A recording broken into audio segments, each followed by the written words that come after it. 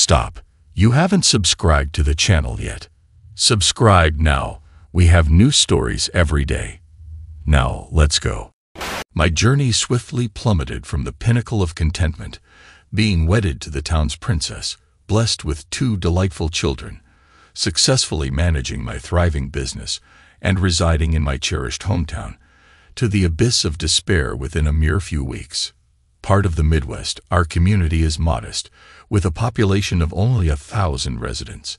The closest urban center, a small city boasting 20,000 inhabitants, sits approximately 60 miles away, with several smaller villages dotting the landscape in between. In our town, we have a handful of essential establishments to serve our needs. There are a couple of convenience stores, reminiscent of a precursor to Walmart, offering a wide array of goods from groceries to toys, clothing, office supplies, and more. For pharmaceutical needs, we have a small pharmacy alongside a local True Value franchise and a farm store for various supplies. Dining options consist of a couple of cafes, as fast food restaurants are absent in our locale. Financial services are well covered with a large, locally owned bank and a small credit union. Amidst these establishments, my computer services business thrives. Primarily focused on IT consulting, I offer hardware solutions like computers, servers, and monitors, catering to clients who seek comprehensive network packages. Among my clientele are esteemed institutions such as the bank, the local hospital, and the school system. My closest competitor operated in the neighboring urban city, yet I still managed to attract clients from there and frequently found myself troubleshooting their networks. But before delving further into my professional life, allow me to introduce myself. I'm John Edwards, 30 years of age, standing at 6 feet tall and weighing in at 180 pounds. Up until recently, I was married to a woman I'd known since middle and high school, Amanda Butler Edwards, though soon to be remarried as our divorce has been finalized. Our union lasted 7 years, which I believed were fulfilling, but evidently, Amanda had a different perspective, blindsiding me with the divorce petition. It's worth mentioning that Amanda and I weren't high school sweethearts. In fact, we scarcely interacted despite attending the same school. Our circles rarely intersected, even in university. Truth be told, I harbored some resentment towards her during those years. She was the quintessential local princess, being the daughter of Wayne Butler, who owned the town's sole bank, Butler Federal Bank. Wayne's bank extended loans to local farmers, the feed store, Mark's Superstore, and nearly every other local business. In our community, face-to-face banking remained the norm, with online banking struggling to gain traction. Even I, with my small operating loan, am indebted to my father-in-law's establishment. Anyway, circling back to Amanda, it wasn't until after we both earned our bachelor's degrees that she suddenly took an interest in me. Admittedly, I had harbored some fantasies about her during her high school years. She was the epitome of the classic blonde bombshell, decent height, weight, with a nice bust and curves, and to top it off, she was the head cheerleader. As for myself, I was quite active in sports, starting as a defensive end in football, playing forward in basketball, running the 1,000 and 2,000 meter races in track, and holding down center field in baseball. Now, Amanda wasn't exactly stuck up, though she might argue against that label if confronted. But she did exude an air of entitlement. In high school, she dated the quarterback, a multi-sport athlete named Simon, who also excelled at basketball and baseball. Simon eventually earned a full ride scholarship to a different university to play football, which marked the end of their relationship. During our college years, Amanda and I traveled in different circles. She was heavily involved in her sorority, which happened to be the largest on campus, while their corresponding fraternity held the same status. They were constantly hosting events, keeping Amanda occupied outside of classes. On the contrary, I was more of a nerd. Much of my time outside of class was spent delving into hardware, software, and various systems, grappling with the intricacies of computerization. My field of study demanded as much dedication outside the classroom as within it. Moreover, I had to hold down a job to help cover expenses that my modest scholarship didn't fully address.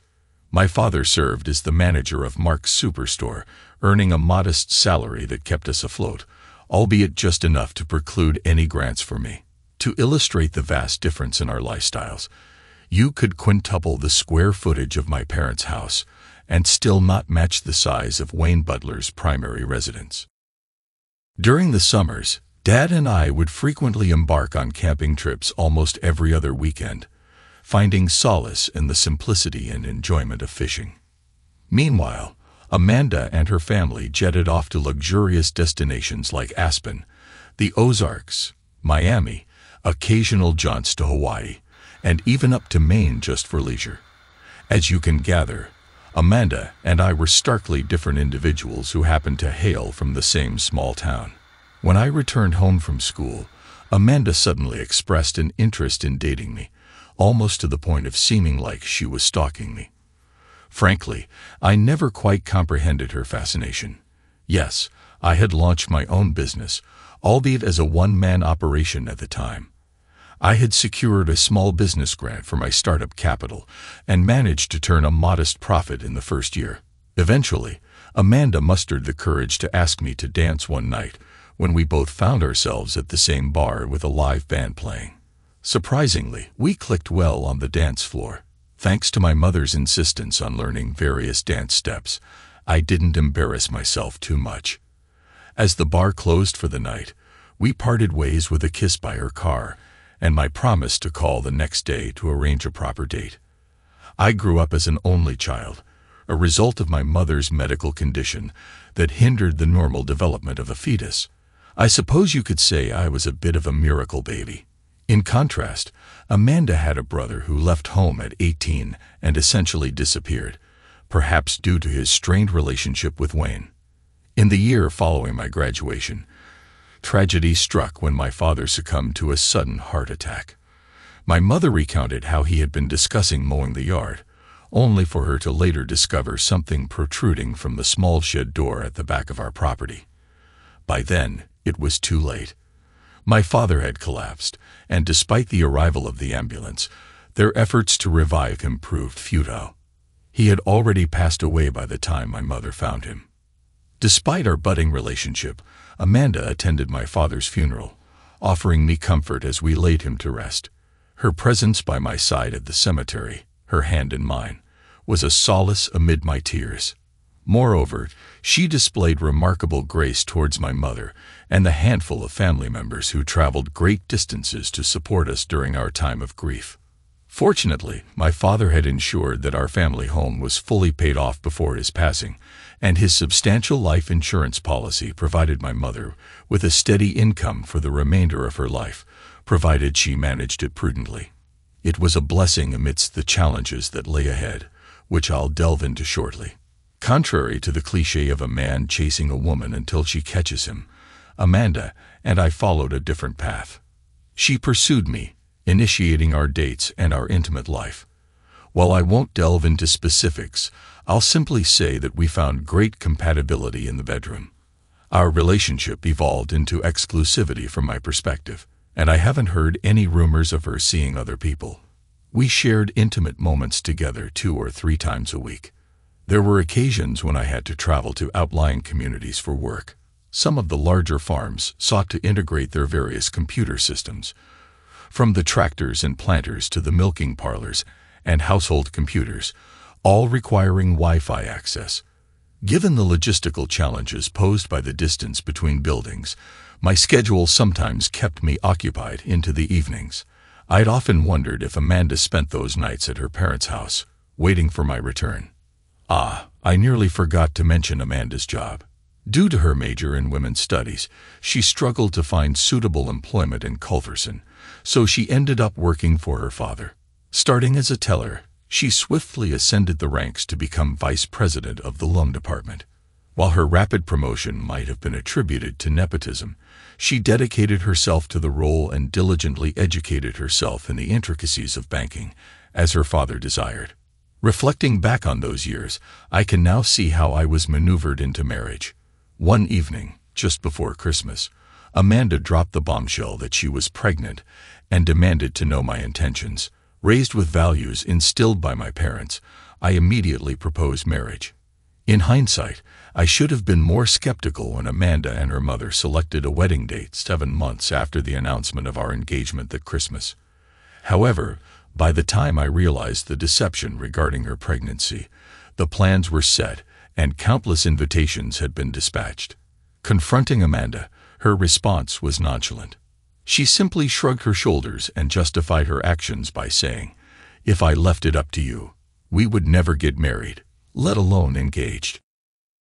I love you, and you love me. This will work." As for myself, I was enamored with the town princess.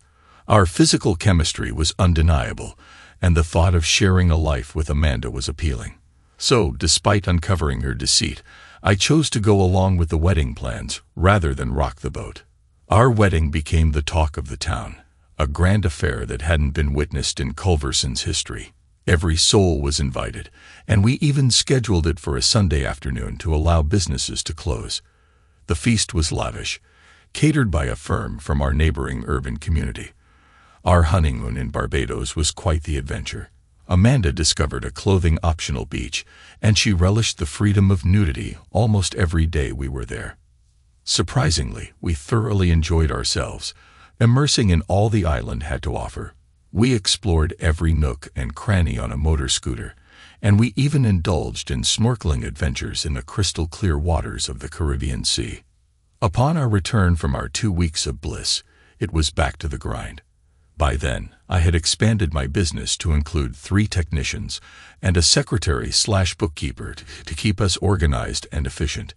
However, before our marriage began to unravel, we were a well-oiled machine. About a year into our marriage, Amanda announced her pregnancy, and this time it was the real deal. Our little Jennifer arrived, perfectly formed, and destined to be spoiled rotten. She quickly became the apple of my eye. 2 years later, we welcomed our son Oscar, who arrived in much the same fashion, completing our family and filling me with unbridled happiness. However, our 7th year together marked a shift in our relationship. Amanda's work commitments suddenly increased, with numerous evening meetings and weekend hours becoming the norm. While I could understand the occasional banking conference, the frequency of these events seemed disproportionate to the workload. Despite Amanda always being reachable on her cell phone, and no signs of missed calls or unusual breathlessness in her responses, I couldn't shake a growing sense of concern. Our intimate life suffered as well, as Amanda was often absent before bedtime. With my own work keeping me occupied, and the need to retire early due to early morning customer visits, our time together dwindled. Although I had more assistance with the business, it was primarily to prevent me from burning out. Despite our collective business, I prioritized being home in the evenings, especially considering Amanda's unpredictable schedule with the children. I recall vividly the last time I shared intimacy with my wife. It was a Friday evening, and to my surprise, she had already returned home and prepared a delightful supper for us. The children were ecstatic, chatting away with their mother throughout the meal, so much so that we had to remind them to eat. Afterward, we all pitched in to tidy up the table, loading the pots, pans, and dishes into the dishwasher, before settling down together to watch Shrek for what felt like the umpteenth time. The children were overjoyed to have Amanda back, and she had to personally tuck them into bed that night. I was strictly forbidden from entering their bedroom. Once the little ones were settled, Amanda returned to the living room, carrying a couple of glasses of wine and adorned in high heels and a delicate garment known as a baby doll, which only enhanced her beauty. We settled on the couch and sipped our wine while Amanda whispered what she wanted me to do that night. She didn't want affection and love. No, she wanted hard, and I gladly gave her what she asked for. I exerted myself to the fullest, pouring every ounce of energy into the moment until I succumbed to a dreamless slumber.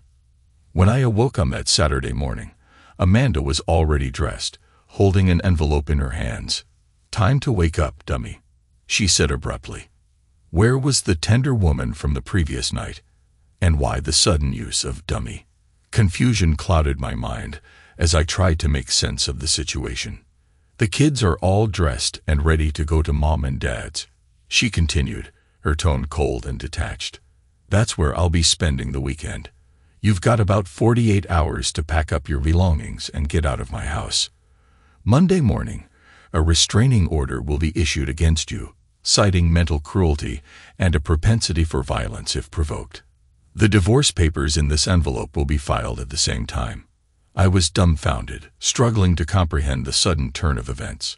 Summoning whatever courage I could muster, I managed to stammer, "What's happening? Why are you doing this?" "Simple, stupid," she retorted dismissively. "Simon has joined the bank as Dad's right-hand man, and we're getting married as soon as my divorce is finalized.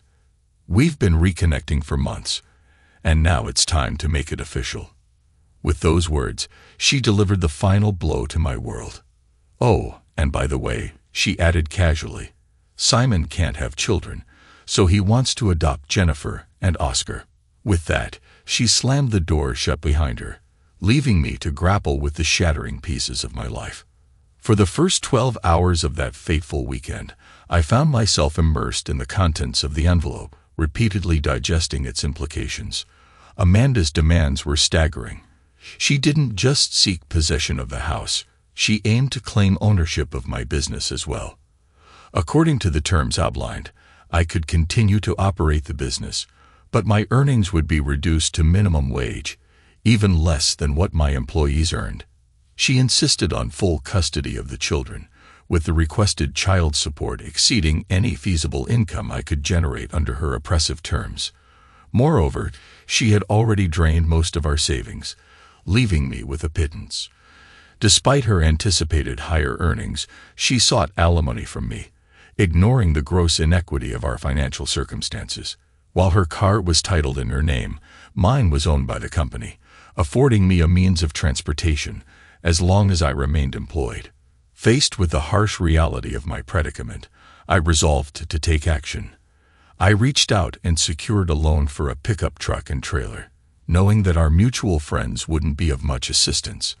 Desperate for support, I called upon a few old high school acquaintances who readily came to my aid. Together, we loaded the trailer with belongings that Amanda was unlikely to contest. With nowhere else to turn, I sought solace in the familiarity of my workplace. Having purchased the entire building the previous year to accommodate expansion, I discovered a small, neglected apartment on the second floor. Determined to make it my temporary refuge, I rolled up my sleeves and spent the entirety of Sunday cleaning and organizing. An air mattress served as my bed, while hand-me-down furniture and kitchenware provided by my friends offered some semblance of comfort. A modest microwave became my culinary companion, supplemented by a cooler filled with ice to keep my beers chilled until I could procure a refrigerator. Monday morning greeted me with stiffness and discomfort, a stark reminder of the perils of sleeping on an air mattress, an experience I wouldn't recommend except in dire emergencies.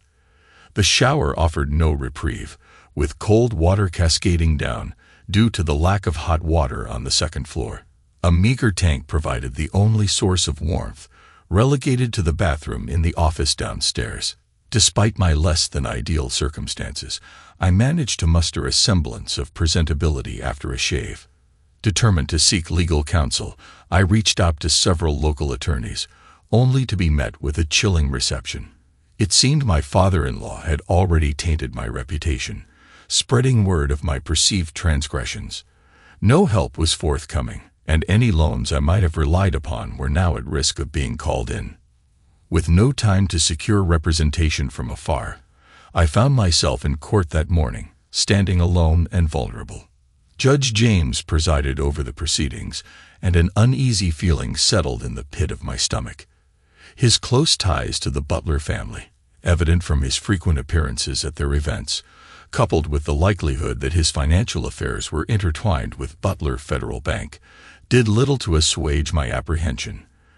The judge's first words were directed at me, his tone stern. "Mr. Edwards, why are you not represented by counsel?" "Your Honor, I humbly apologize," I responded, attempting to maintain composure. "I was served with the papers by my wife on Saturday morning, leaving me little time to seek legal representation before today's hearing. Despite my efforts, no local attorney was willing to take my case. I respectfully request a continuance to seek counsel from outside the area. Denied, came the swift reply. I fail to comprehend your reasoning.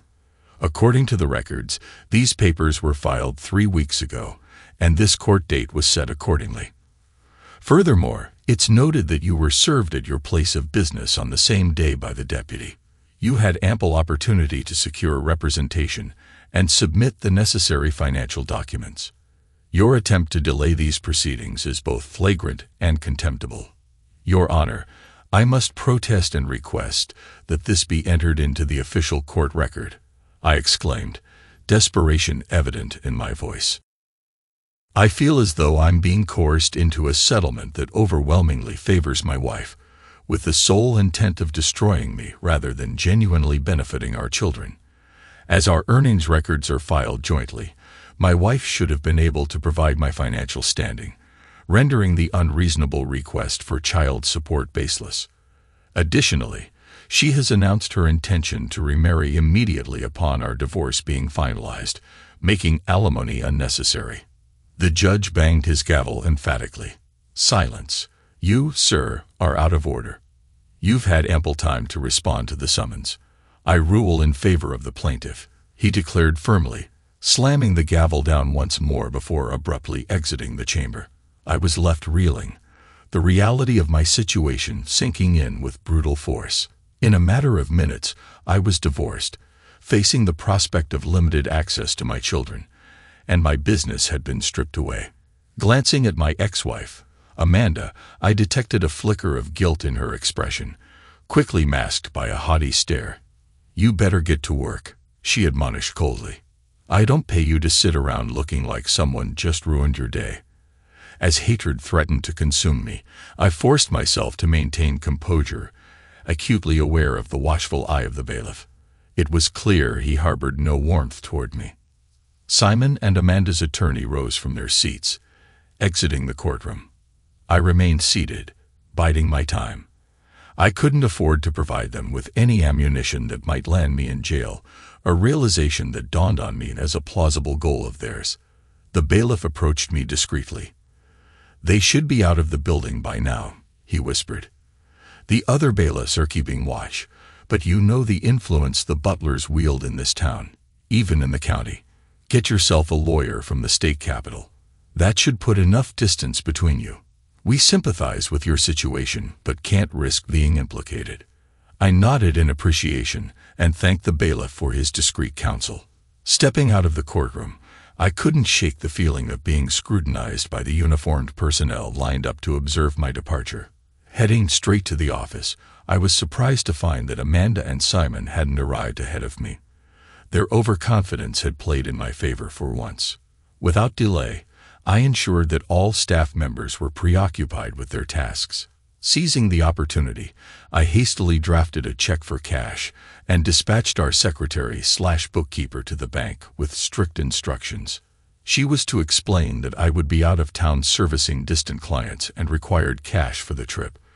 I chose not to visit the bank personally, anticipating potential obstruction. Unless a court order had explicitly transferred ownership of the business, the bank had no grounds to refuse the transaction. Such occurrences were not uncommon in small towns, where cash transactions were preferred over debit or credit cards, to avoid the fees imposed by banks and credit companies. With my name still on the bank's signature card, I had the authority to withdraw the necessary funds. Aware that my credit and debit cards were rendered useless, I opted for the old-fashioned green bills adorned with the faces of deceased presidents. Although there was ample cash in the account to cover the upcoming payroll, I couldn't bear to see my staff suffer.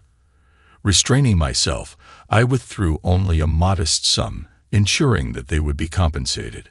Additionally, I emptied the petty cash drawer, leaving behind an IOU directed at my ex-wife and her new partner. Resigned to my newfound role as the defeated party, a burning desire for vengeance began to simmer within me. Amanda, Simon, and Wayne needed to face consequences for their actions. As for Wayne's involvement, it was clear to me that he was the mastermind behind the ordeal. Had it not been for his influence, I would have been served with the divorce papers earlier, securing the opportunity to enlist the help of a local attorney and receive a fair judgment from the court. But Wayne's disdain for me, coupled with Amanda's compliance, fueled their scheme to exact revenge. In the late afternoon, Amanda and Simon finally made their appearance at the office, ready to assume control. Presenting Dorothy, our secretary, with signed court documents showcasing the transfer of ownership to a new corporation, they'd relegated me to the role of a mere manager rather than an owner. Fortunately, they refrained from publicly announcing my diminished status and salary. With only Dorothy privy to the details necessary for processing payroll, the rest of the staff remained oblivious to the discrepancy in our earnings. Aware that Dorothy would likely inform the rest of the staff about the changes, I resolved to maintain business as usual, at least for the time being. When Amanda and Simon made their unwelcome appearance, I quickly concocted an excuse about attending to a client's urgent needs and swiftly departed. The last thing I needed was to risk violating the protection order and inadvertently play into their hands. Thankfully, the protection order only mandated that I stay 100 feet away from any of them. However, in our small town, such a distance might as well have banished me to a life under a bridge outside of town. After wrapping up work, I sought solace in one of the local bars owned by a client of mine. Thanks to my efforts in computerizing his point-of-sale system, he could manage his operations efficiently. As I approached the bar, the owner greeted me with regret in his eyes. "I'm sorry, John, but I can't serve you," he said quietly, his voice tinged with sympathy. Words out, serving you, talking to you, or even being friendly could spell trouble with loan accelerations. You'll have to leave. Understanding the gravity of the situation, I nodded in acknowledgement. Aware of the blind spots in his security camera system, I discreetly made my way to the back door. Waiting for me outside was the owner, a 12-pack of my favorite beer in hand. "John, I'm sorry," he murmured, offering the gesture as a peace offering. "Hopefully, Butler will come to his senses and put an end to this nonsense." With that, he slipped back into the bar, leaving me alone with my thoughts and a small token of solidarity. I hugged the wall, making my way back to my desolate apartment.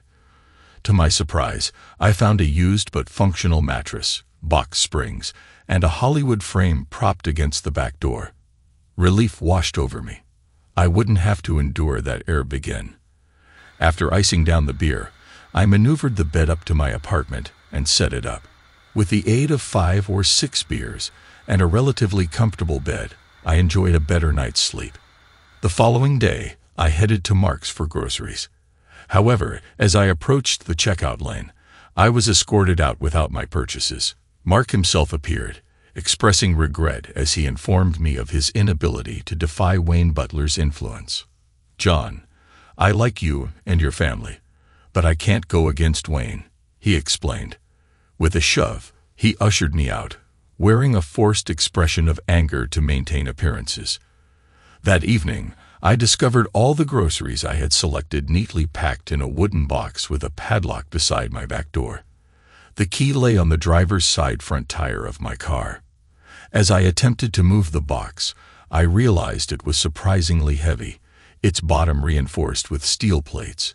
It became evident that my mysterious benefactor had taken precautions to prevent theft. Though it wouldn't deter a determined individual, it served as a deterrent to the average passerby. Leaving the box outside, I ventured out of town for a couple of days to attend to other clients. A seed of an idea began to take root in my mind. Unable to procure what I needed locally, I stopped by a small out-of-town service station and purchased some small fuel cans along with regular gasoline and diesel fuel. On each trip out of town, I diligently acquired a couple of key items necessary for my plan's execution. Meanwhile, Amanda and Simon intensified their efforts to torment me. I was compelled to change my phone number due to Amanda's incessant calls, only to have law enforcement officers visit me repeatedly, accusing me of violating the protection order. Despite proving that I never answered her calls, I endured their harassment, being told to quit messing around and leave each time. The situation escalated to the point where I couldn't even fuel up my car, a company vehicle, no less, without encountering trouble. I had to delegate the task to someone else just to ensure I could continue with my work. My scheme finally reached fruition when Butler Federal Bank began harassing my mother.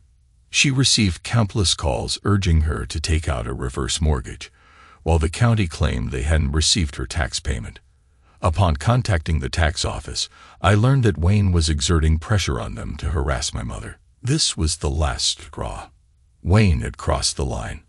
Unable to threaten my mother directly with a mortgage, he resorted to other means of harassment, causing her undue stress.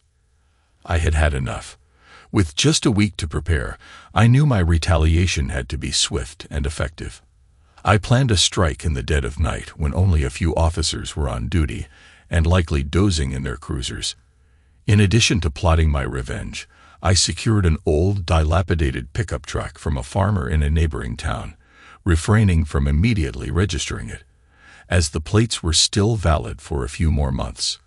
The farmer discreetly stashed the vehicle behind an abandoned house about a mile outside of town, ensuring it remained hidden until I was ready to execute my plan. Under the shroud of nightfall, just after the town's businesses had shuttered their doors, I initiated the plan. Before commencing, I meticulously ensured that each establishment was dark and deserted. While my intent was to cause minimal harm, there were a select few individuals whom I wouldn't mind seeing face some physical consequences. With resolve, I began by remotely disabling the fire alarm systems in the targeted businesses, all of which I had originally installed. I bypassed the hospital and the bank, as tampering with their systems could potentially violate federal laws. My first stop was the convenience store on the outskirts of town. With a swift blow from a brick, I shattered the glass door. Armed with a makeshift Molotov cocktail, created by combining diesel fuel and gasoline, I ignited the wick and hurled it inside, ensuring it caught a shelving unit to break the bottle upon entry. Across town, I repeated the same tactic at the other convenience store, the wails of approaching sirens marking the response of the volunteer fire department to the initial blaze. A smirk played on my lips. Wayne, who had maneuvered his way into becoming the volunteer fire chief and sat on the fire department's board of trustees, had always been obstinate about allocating funds for improvements. Tonight would serve as a reckoning for his short-sightedness. My next destination was the farm supply store, where the manager had always been a vile character, even before my own persecution began. There, I strategically deployed 3 Molotov cocktails at various points within the building, ensuring the fire could spread rapidly. Despite the sprinkler system activating, the lack of supplemental water from the overwhelmed fire department rendered it futile, allowing the flames to engulf the store unchecked. As the flames engulfed most of the commercial area in town, I placed a call to my former residence using a burner phone. Through the electronic voice changer I had acquired, I kept it brief and to the point. Disguised as Darth Vader, I warned Amanda about an arsonist and advised her to take herself and the kids to my mother's house for safety. From a discreet vantage point down the street, I observed as Amanda left about an hour later with the kids, heading towards her parents' lavish mansion. I anticipated her reaction, but she was in for a surprise. Taking my time, I ensured that my old house was ablaze before casually strolling a couple of blocks to my car. Upon Amanda's arrival at her parents' gated community, yes, our quaint town indeed boasted a gated enclave complete with security patrols, she was greeted with the sight of their home engulfed in flames, her mother standing outside in distress. It turned out that I had overseen the computer system for the gated community and their security company. Conveniently, the security patrol was occupied responding to a break-in alarm when the fire ignited. Later, I learned that Amanda and her mother lingered for a while before eventually retreating to my mother's house, as even the local motels were grappling with computer system issues and unable to accommodate guests. My final act was to park the company car at the office. With a calculated move, I tossed in my last Molotov and set the vehicle ablaze. Unbeknownst to Amanda, Simon, and her conniving father, I had terminated the insurance policies on both the building and the vehicles. I proceeded to the first fire scene, where the fire department was grappling with the blaze in an attempt to prevent further spread. Wayne stood nearby, adorned in his extravagant white fire gear and matching helmet, orchestrating the efforts of the somewhat inebriated crew. With the police occupied across town investigating the other fires, there was no one to impede my advance. Due to Wayne's refusal to cooperate and his deliberate efforts to alienate neighboring departments, no additional fire departments were en route to offer assistance. The consequences of his actions were catching up to him now. Approaching Wayne from behind, I utilized the voice changer once more. Placing a small dowel against his back, I delivered the message as Darth Vader. Do not turn or make any sudden movements, or you may face severe consequences. Wayne froze, about to protest, but I silenced him. Shut up and listen. Your town is burning down, and unless you mend your ways, further consequences will follow. No one is immune to retribution, not even your own home, which is now engulfed in flames. Heed this warning and change your behavior. Ensuring he remained immobilized, I gave him a forceful shove, causing him to land in a muddy puddle. His pristine white gear was now thoroughly soiled, much to his dismay. As he attempted to rise, I nudged him back down with my foot, leaving him with a face full of mud and water. With that, I departed, vanishing into the onlookers gathered to witness the futile firefighting efforts. Making my way to the concealed pickup, I drove out of the vicinity, keeping a safe distance. I knew that despite the corruption, an incident of this magnitude would prompt at least some investigation, and I fully expected to come under suspicion. I relocated to a bustling metropolitan area, 3 states away from my hometown. There was no attempt on my part to conceal my identity or establish a new persona. Frankly, I didn't see the point. My access to my children had been severed. They were now under Simon's care. Financially, I was destitute, unable to provide child support or alimony. With law enforcement likely on my trail, I refrained from launching a new business endeavor. Instead, I secured a position in the aid field, a familiar domain where I resumed my previous line of work. I exercised caution, even driving considerable distances from my apartment to make phone calls using a burner phone, driven by my paranoia of being tracked. As it turned out, my apprehension may have been unnecessary. When I finally reached out to my mother, she greeted me with relief, eager to share the latest developments in her hometown. Firstly, I'm relieved to hear from you. Initially, there were concerns that you might have been inside the apartment during the fire, but no evidence of your remains was found. Eventually, speculation arose that you had left town after leaving a resignation letter for Amanda and Simon, which likely perished in the fire. Thanks for reaching out promptly to let us know you're alive. Secondly, Amanda and Simon's marriage didn't come to fruition. It transpired that Simon was already married in another state and hadn't finalized his divorce. Amanda and the children stayed with me until she could secure a new residence, which ironically is smaller than your former home.